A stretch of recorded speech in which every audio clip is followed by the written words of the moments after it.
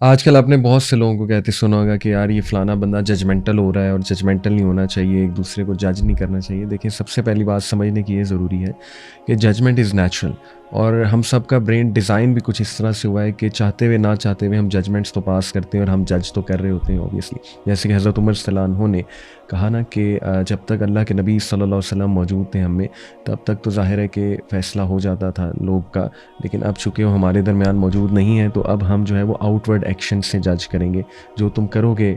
لوگوں کے سامنے، اس سے تمہیں جج کیا جائے گا in light of Quran and Hadith. تو اس کا تو یہ مطلب ہے کہ ججمنٹ کو کمپلیٹلی ختم نہیں کیا جا سکتا ہے، لیکن اس کا یہ بھی مطلب نہیں ہے کہ انسان ہر ایک کو جج کرنے لگے، اور اس لیول پہ جج کرنے لگے کہ انسان خود ہی سے فیصلہ کرنے لگے کہ یہ بندہ گمراہ ہے، یا یہ بندہ اللہ معاف کرے، اس لیول پہ چلے جائیں ہم کہ یہ بندہ تو کافر ہے، یا یہ بندہ تو جہنم میں جائے گا۔ تو یہ ایک نیگیٹو رویہ ہو جائے گا۔ اصل میں ہمیں جو حکم دیا گیا ہے، ہمارا جو سلیبس ہے وہ یہ ہے کہ ہم اللہ سبحانہ تعالیٰ کا دین لوگوں تک پہنچائیں، لوگوں کو نصیحت کریں، واعظ و نصیحت کریں۔ اور جہاں تک ہدایت کی بات ہے، ہدایت اللہ سبحانہ تعالیٰ کے ہاتھ میں، اور ہم کوئکلی کسی کو جج نہ کر لیں۔ انفارچونیٹلی ہماری سوسائٹی میں ہم کسی کا لباس دیکھ کے اسے جج کر لیتے ہیں، یا کسی کی ایک آدھی بات سن کے جو ہے نا اس کو جج کر لیتے ہیں، اور فوراً سے ٹیگ لگا دیتے ہیں کہ مثال کے طور پہ ہم کسی کو پینٹ شرٹ میں دیکھیں گے، ہم کہیں گے کہ یہ تو لبرل ہے۔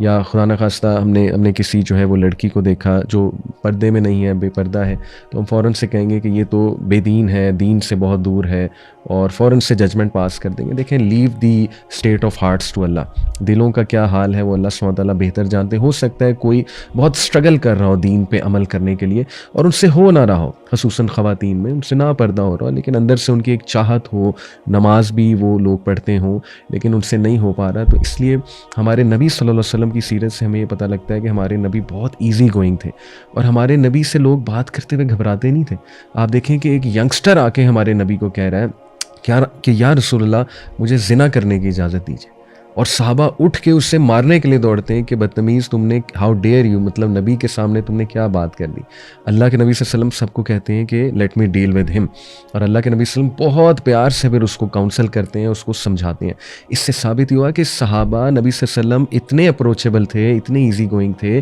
اور بالکل بھی جج نہیں کرنے والے تھے کہ صحابہ ان سے بڑی بڑی باتیں جو ہے وہ سوالات کر لیا کرتے تھے، کیونکہ انہیں پتا تھا کہ نبی صلی اللہ علیہ وسلم ایک انتہائی شفیق انسان ہے، اور وہ مخلص ہے انسانیت کے ساتھ۔ تو اس لیے یہ والی جو ججمنٹ ہے یہ نیگیٹو ہے، اور اس حوالے سے میں کچھ سجیشنز بھی رکھوں گا۔ دیکھیں، سورہ حجرات میں بھی اللہ سبحانہ تعالیٰ نے ہماری بہت تربیت کی کہ ایک تو لوگوں کی ٹو میں نہ لگو کہ فلانا کیا کر رہا ہے، لوگوں کو اتنی جلدی کوئکلی جج نہ کرو، لوگوں کے بارے میں انسینسٹیو جوکس نہ کریک کرو اتنی جلدی، بلکہ یہ جو قرآن کا حکم ہے کہ یا ایھا الذین آمنوا اتقوا اللہ وقولوا قولا سدیدا، یہ جو قولا سدیدا اس کا مطلب ہے کہ انصاف پر مبنی بات کرو۔ ہم کسی کے بارے میں کوئی فیڈ بیک دیتے ہیں یا ججمنٹ دیتے ہیں نا، تو کبھی کبھی ہماری اندر کی وہ جو خار ہے، اللہ معاف کرے،